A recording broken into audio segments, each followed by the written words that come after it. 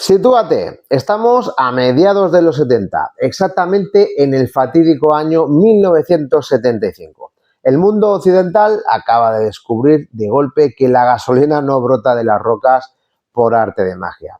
Estados Unidos se ahoga en plena crisis del petróleo. El conductor americano, acostumbrado a transatlánticos de acero y 6 metros de largo con motores V8, entra en pánico cada vez que pisa la gasolinera. En medio de este caos, con Detroit paralizada por el terror, fabricantes como Honda, Volkswagen están haciendo una fortuna vendiendo coches diminutos. Renault huele la sangre y decide entrar a matar con su Renault 5, un utilitario revolucionario rebelde y con consumos ridículos, pero que escondía un coche cultural tan salvaje que casi acaba en tragedia comercial. Quédate, que te lo cuento. ¿Qué tal, amigos? Bienvenidos a los nuevos cochalistas. Mil gracias a los que seguís volviendo cada semana para empaparos de las mejores historias del motor. Los veteranos del canal ya sabéis que venimos de conocer la turbulenta historia de Renault en los Estados Unidos en episodios anteriores. También le dedicamos un vídeo al Renault 25 americano. Si no lo habéis visto, os recomiendo al terminar este vídeo para verlo. Pero hoy vamos al verdadero origen de este coche transatlántico. Hoy conoceremos al detalle al Renault 5 americano, el inclasificable Renault Le Car. El asalto del rombo arranca en octubre de 1975, ya que la directiva francesa llegó a una conclusión que parecía brillante. La mejor forma de vender un coche barato a los americanos era presentarlo como un producto de lujo, refinamiento y con el toque europeo. Había que vender el charme francés. Fletaron un avión lleno de los periodistas más influyentes de la prensa del motor estadounidense rumbo al Valle de Napa en California. Querían clavar en sus mentes que su pequeño utilitario era tan exclusivo como una noche en el centro de París. Pero mientras los americanos disfrutaban del evento, no imaginaban la carnicería estética y mecánica que se desvelaría bajo las lonas. La realidad industrial no tenía nada de glamurosa. Las leyes federales eran implacables, especialmente las de seguridad, que obligaban a soportar impacto a 5 millas por hora y sin hacerle daños al coche. Así que los ingenieros franceses tuvieron que someter al pobre Renault 5 a una mutilación brutal. Adiós a los revolucionarios paragolpes de fibra de vidrio entre grados que le daban ese toque moderno en Europa. Y para cumplir la ley, implantaron unas enormes vigas de metal recubiertas de gomas negras. Parecía que el coche llevaba un aparato de ortodoncia puesto a la fuerza. Pero la tragedia visual no terminó ahí. Las leyes prohibían faros que no fueran de formato sellado y medidas estandarizadas. Así que los simpáticos faros cuadrados del R5 original desaparecieron. En su lugar se le instalaron faros redondos hundidos en marcos cuadrados de plástico negro y le quitaron esa mirada pícara y le dejaron una expresión triste y desorientada. A esto añádele las luces de gálibo laterales y el elegante parisino se había convertido en un Frankenstein de normativas burocráticas. Sin embargo, por dentro prepararon una trampa seductora. Tomaron acabados del TS y del GTL y los americanizaron sin pudor ninguno. Montaron asientos envolventes que parecían butacas de salón, con un volante de cuero y cristales ligeramente tintados de serie. Además, ofrecieron opciones vitales allí como el aire acondicionado o un enorme techo de tela corredizo. Esto era un interior sorprendentemente premium para su tamaño.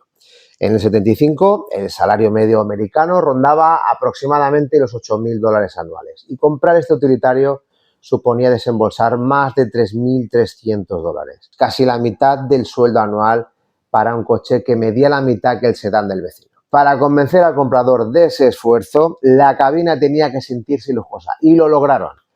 Todo pintaba bien hasta girar la llave del contacto. El motor elegido fue el bloque Cleon de 1.289 centímetros cúbicos, que en Europa este corazón movía el coche con bastante soltura y alegría. Pero las leyes anticontaminación de la EPA lo esperaban con un mazo en la mano. Instalaron un laberinto de manguitos y válvulas GR y sistemas de control que asfixiaron el motor. La potencia se desplomó a unos tristes 58 caballos más o menos, y si sumas el peso extra de los refuerzos del chasis y los paragolpes macizos, el resultado era deprimente. El coche era asmático.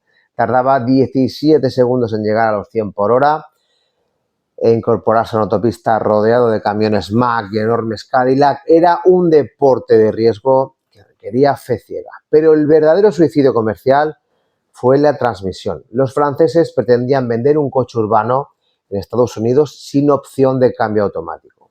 Obligar al conductor americano medio acostumbrado a meter la D y que el coche funcionara sin embrague en un atasco, pues era algo muy complicado. Las ventas en 1976 fueron una masacre. Renault envió 13.000 coches, pero apenas colocó 9.000. Los puertos y concesionarios se llenaron de un stock que acumulaban polvo. Pero este desastre escondía un secreto dinámico que pilló a los americanos con el pie cambiado. La suspensión con barra de torsión era una obra maestra de la comodidad. Absorbía los baches como una alfombra mágica. El espectáculo de este coche llegaría en curva permitiendo un balanceo de la carrocería salvaje. El Sports Car Club América creó una categoría para coches pequeños y el modesto utilitario francés se apuntó. Y entonces allí arrasó porque ganó 12 de las 16 carreras frente a rivales como el Volkswagen Rabbit, que era el Golf americano, o el Honda Civic. Los periodistas decían que verlos en curva no parecía una carrera, sino una regata de veleros bajo un huracán. Se inclinaban tanto que se apoyaban unos contra otros, literalmente, levantando las ruedas interiores. Todo esto era un espectáculo circense, pero es que además era muy efectivo. Lamentablemente, ganar los domingos no vaciaba el stock de los lunes.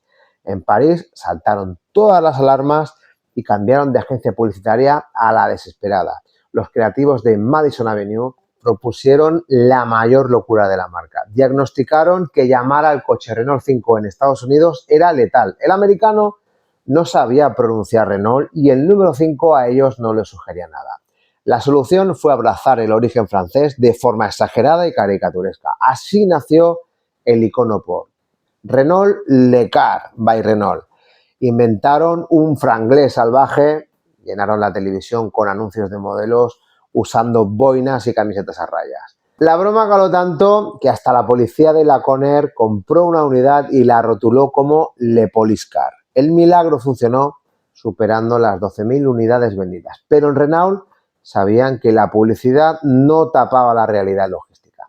No tenían concesionarios suficientes para sostener la distribución nacional y necesitaban un socio y encontraron a la American Motors Corporation, la AMC, que era dueña de Jeep y que pasaba por apuros graves en aquellos momentos. Así que firmaron un pacto y los franceses ponían el coche y AMC su red de 1.700 concesionarios. La imagen era surrealista. Al lado de un sediento AMC Pacer descansaba el minúsculo Le Car. David contra Goliat bajo el mismo techo. Pero los vendedores de AMC eran de la vieja escuela. Estaban acostumbrados a despachar enormes bloques de hierro con jugosas comisiones. No tenían interés en explicar las virtudes de la tracción delantera en un coche de $3.000. Y a esto se le sumó un problema de corrosión que hundió su reputación. El coche se oxidaba a una velocidad alarmante, incluso en estados secos. Viendo que AMC se hundía, Renault compró las acciones en el 79 y tomó el control total. En el año 80 presentaron un rediseño para salvar el modelo. Los faros redondos dejaron paso a unos cuadrados empotrados, mejorando un poco la estética. Intentaron arreglar la falta de potencia con el bloque de 1.400 centímetros cúbicos e inyección electrónica. Pero la pesadilla medioambiental volvió a golpear. Los catalizadores en California hundieron la potencia a unos ridículos 51 caballos. Dinámicamente seguía siendo un suplicio. En el 81 introdujeron la carrocería de 5 puertas. El portón trasero dio la practicidad familiar que pedían a gritos. Empujados por el terror a otra crisis petrolera, el Le Car batió su récord en 1982 con 37.000 unidades vendidas. Su status pop quedó sellado en la serie del equipo A. La periodista Amy conducía un Le Car que Aníbal Smith se lo requisó. Le soldó planchas de acero y lo destrozó en una escena memorable. Era la metáfora perfecta. El americano veía este juguete como algo gracioso, pero incapaz de sobrevivir en la selva de asfalto. La realidad se impuso. La competencia japonesa inundó el mercado con utilitarios fiables que no se oxidaban. El sueño francés se apagó y en el 83 Renault lo retiró de Estados Unidos. Sin embargo, en Canadá la historia fue distinta. Los canadienses apreciaron su economía y sobrevivió hasta el 86 apodado como el camello. El impacto de aquellas campañas provocó algo increíble de vuelta en Europa. En el 78 lanzaron una edición especial conmemorativa que era el Renault 5 Le Car europeo. Un Renault 5 disfrazado de Yankee, pero con paragolpes normales, y fue un bombazo sentir el espíritu pop americano aquí en Europa. La locura llegó al límite con el carrocero Juliet y su versión Le Car Van, con paneles de chapa y ojo de buey imitando a las furgonetas surferas californianas. Y ahora te toca a ti. ¿Crees que con un cambio automático desde el principio el Le Car habría arrasado o era un concepto demasiado marciano para las rectas americanas? Os leo en los comentarios. Mil gracias por llegar hasta el final, cochealista. Deja tu like que ayuda muchísimo al algoritmo y si eres nuevo, suscríbete para no perderte las joyas que subimos los miércoles y domingos. Recordad que ya tenéis activa la zona de miembros para ser cochealistas VIP y ver contenido por adelantado. Nos vemos en el próximo vídeo.